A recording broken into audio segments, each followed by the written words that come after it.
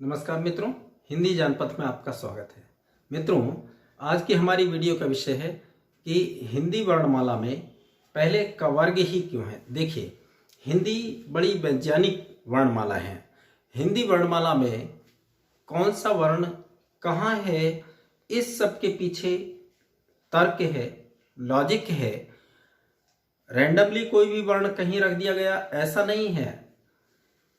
पहले स्वर ही क्यों है, पहले कवर्ग ही क्यों है, चवर्ग उसके बाद क्यों है, पहले कवर्ग में भी पहले क क्यों है, ख क्यों नहीं है, इसके बाद ग है, इसके बाद घ है, ऐसा क्यों है। इन सब के पीछे तर्क है, लॉजिक है। ये वर्णमाला इतनी वैज्ञानिक और व्यवस्थित वर्णमाला है, तो इसके एक रहस्य कहिए या कहिए वैज्ञानिकता को लेकर आज हम आपके समक्ष प्रस्तुत हैं कि हिंदी वर्णमाला में पहले स्वर क्यों है। इसकी वीडियो हम पहले आपके समक्ष प्रस्तुत कर चुके हैं। अब हमारा आज का विषय है कि वर्णमाला में पहले कवर्ग ही क्यों है, मतलब व्यंजनों में पहले कवर्ग क्यों है। देखिए, का वर्ग जो है, कवर्ग के सभी वर्ण कंठ से उच्चरित हैं, कंठ गले से उच्चरित हैं। और इसके बाद फिर वे वर्ण हैं चवर्ग, अर्थात जो तालु से उच्चरित हैं। होता क्या है, ये व्यवस्था समझने से पहले एक संक्षेप में एक बात जान लेना आवश्यक है कि हम जो बोलते हैं वायु के सहारे बोलते हैं, प्राणवायु के सहारे बोलते हैं। बोलने के लिए हम अपने उदर से, अपने पेट से वायु निकालते हैं।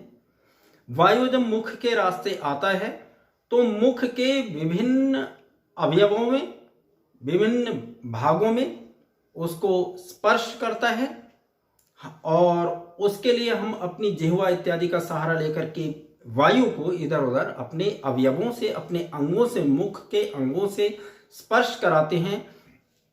तब हम तरह तरह की ध्वनियां, तरह तरह के वर्ण अपने मुख से निकाल पाते हैं। ये है हमारे बोलने का तरीका, हमारे बोलने की प्रक्रिया। क्योंकि हम बचपन से लेकर के धीरे धीरे सीखा और आज तक उनको बोल रहे हैं, इसलिए इस वैज्ञानिकता पर, इस तार्किकता पर ध्यान नहीं देते, ये अलग बात है। तो हम जब बोलते हैं तो हम जब उधर से, अपने पेट से हम प्राणवायु निकालते हैं, मुंह में लाते हैं बोलने के लिए, तो उस प्राणवायु के मार्ग में मुख से में आने से भी पहले हमारा वह प्राणवायु कंठ में आता है, कंठ के रास्ते मुख में आता है। तो कुछ वर्ण ऐसे हैं जो कंठ से ही बोले जाते हैं, गले से बोले जाते हैं। तो प्राणवायु के मार्ग में सबसे पहले कंठ आता है। कंठ से उच्चरित होने वाले वर्ण सबसे पहले बोले जाते हैं। इसलिए हमारी वर्णमाला में भी, हिंदी की वर्णमाला में सबसे पहले कंठ्य वर्णों को स्थान दिया गया है।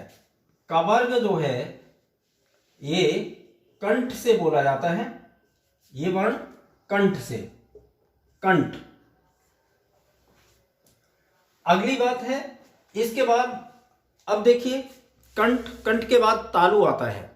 हमारे मुख में कंठ के बाद तालु है, तालु। तो इसके बाद में फिर चवर्ग तालु से बोला जाता है।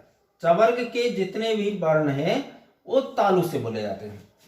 इसके बाद में मूर्धा आता है, तालु के और आगे मूर्धा आता है। मूर्धा उच्चारण स्थान है और इस तरह से मूर्धन्य वर्ण बोले जाते हैं। इसके बाद मूर्धा के और आगे दांत हैं, तो यहां पर दंत से, अर्थात दांतों से उच्चरित होने वाले वर्ण बोले जाते हैं। और इसके बाद ओष्ठ आते हैं, हमारे होंठ हैं।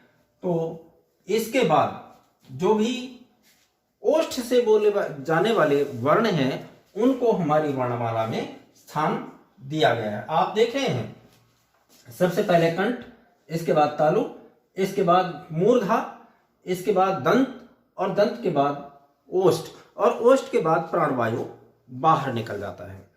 ये हमारे बोलने की प्रक्रिया, हमारे प्राणवायु का मार्ग है, और उसी मार्ग के अनुसार हमारी वर्णमाला में वर्णों को स्थान दिया गया है। इसके बाद देखिए अंतस्थ स्वर और व्यंजन बीच की कड़ी है, ये सभी जानते हैं। तो इनको जो बीच की कड़ी है उसके बाद उनको रखा गया है। इसके बाद ऊष्म व्यंजन आते हैं, ये सब बता चुके हैं हम। और फिर संयुक्त व्यंजन है, तो संयुक्त तो दो वर्णों को मिलकर बनते हैं, तो इसलिए उनको सबसे अंत में रखा गया है। आशा स्पष्ट हो गया होगा कि हमारे मुख के, हमारे प्राणवायु के उदर से निकलने पर प्राणवायु के मार्ग में जो मुख अवयव, मुख अंग पड़ते हैं, उनके आधार पर ही हमारे वर्णमाला के वर्णों को रखा गया है। देखिए आप, कितनी वैज्ञानिक और तार्किक वर्णमाला है हमारी हिंदी वर्णमाला।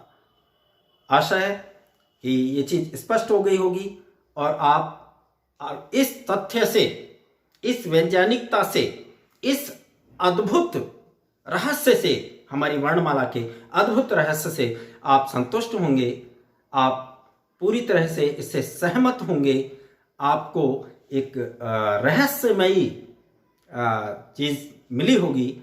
बहुत बहुत धन्यवाद।